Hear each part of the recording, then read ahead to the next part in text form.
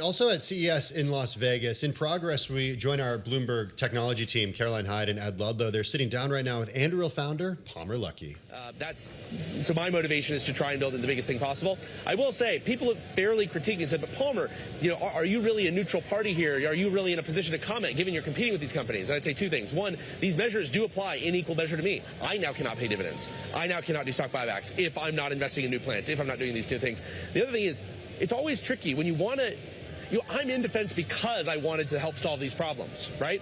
It's actually the same thing with like ModRetro in the gaming space. Like, oh, of course Palmer would criticize these other game companies. After all, he's in the gaming space. It's like, but yeah, but I'm in the gaming space because I want to solve these problems. It's kind of this like catch-22. Like if you're outside of it, they'll say, well, why don't you do something about it then? And you do something like, who cares what you're doing? You're just part of the problem. It's always been emotionally difficult for me. We also have posts that President Trump is thinking more than $1 trillion should be invested in the area of defense. The budget should grow. The budget He's should not grow. Anti-defense or anti-defense company. That's not for sure. That's for sure. What's interesting is your company is, dare I say it, considering going public.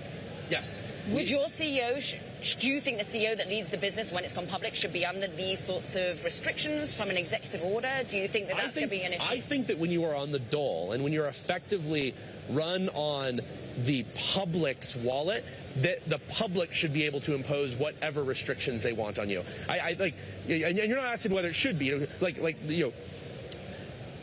if I am getting paid by taxpayers, they should have the ability to elect people, elect representatives, elect, who will then nominate people who can hold me to account in any way they wish. If they want to say that I only pay myself $5 million until I'm caught up with my schedules, they should be allowed to do that. If they say that I'm not allowed to pay myself $1 until I get caught up, I think they should be allowed to do that. When you are working on taxpayer dime, there is no level of oversight or intervention that I am against conceptually. Now, I think some of these might be bad moves. They might not necessarily help the defense base, but in concept, I think everything should be on the table. And I think it's even good maybe to scare some people sometimes. You don't necessarily go to people and say, this is the way it's going to be forever. You say, this is how it's going to be until you get your act together. You remember being a teenager and your parents say, you're grounded until X, Y, and Z. Bring up your grades, solve your problems, and then we will talk about altering the deal. You say, but this deal has so many problems. If it's like this my whole life, if I'm grounded for the rest of my life, that means I'll have no social life. And your parents are not necessarily looking to ground you for life. They're saying, right now, you're grounded. And I think that that's what you're seeing right now. It's not necessarily a lifetime Palmer, let me jump in here. I want to bring the Bloomberg television audience the reporting, because these are two Truth Social posts by the president. That's right. They're proposals, but what Bloomberg's reporting in the last hour is that he is considering an EO, according to sources, to make this happen. Answer this. Is Anduril on track with the pledges and commitments it's made in Ohio, the projects that it is contractually obliged the military on, not just in this country, but around the world?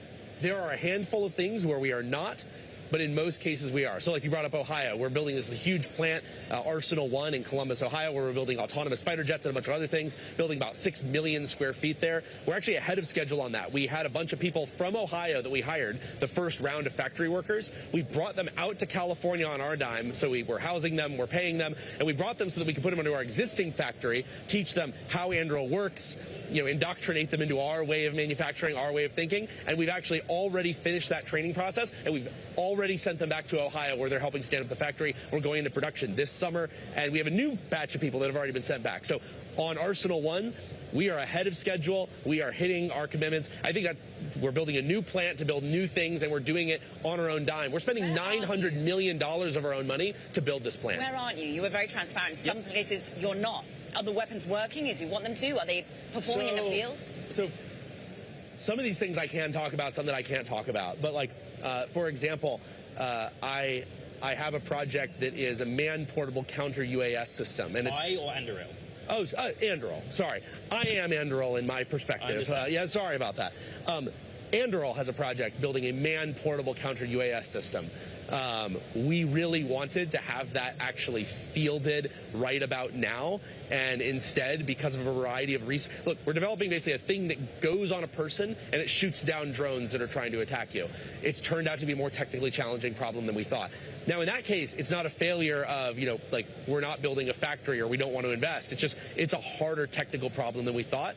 I suspect that we're going to continue to run into those. If you only build things with no technical risk, you're not trying hard enough. I think Anduril will continue to do things that from time to time will turn out to be harder than we thought. But I just need to flip more heads than tails.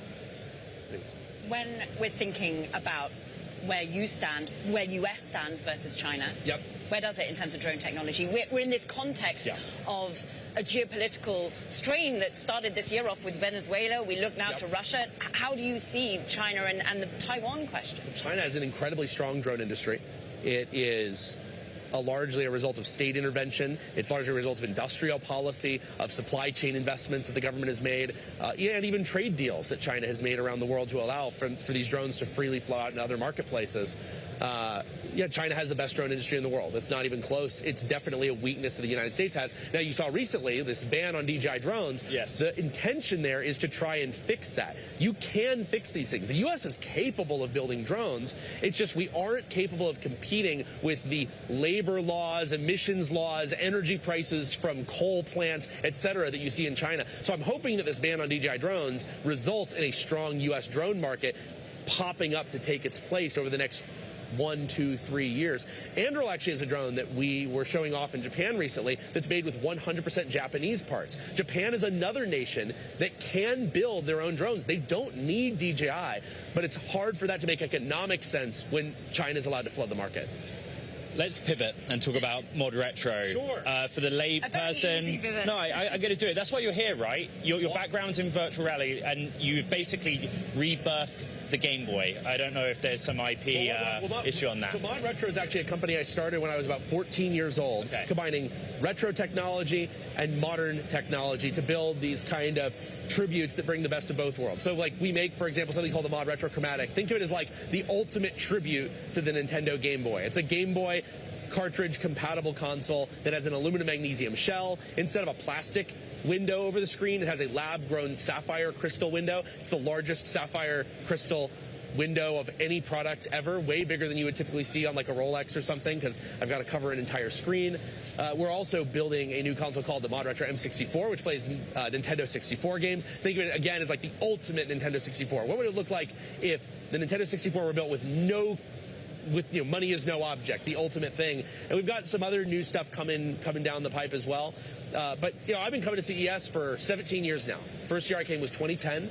I think I was 16 or 17 years old at the time. I had to use a fake ID to get into the show because you had to be an adult and you had to be industry. So I just had a fake business card and a fake ID, and I pretended to be from a different company. Now I'm coming with a real ID and with a real company, and I'm seeing all my friends from the VR days, all my friends from the retro days, and of course, a lot of defense presence here too.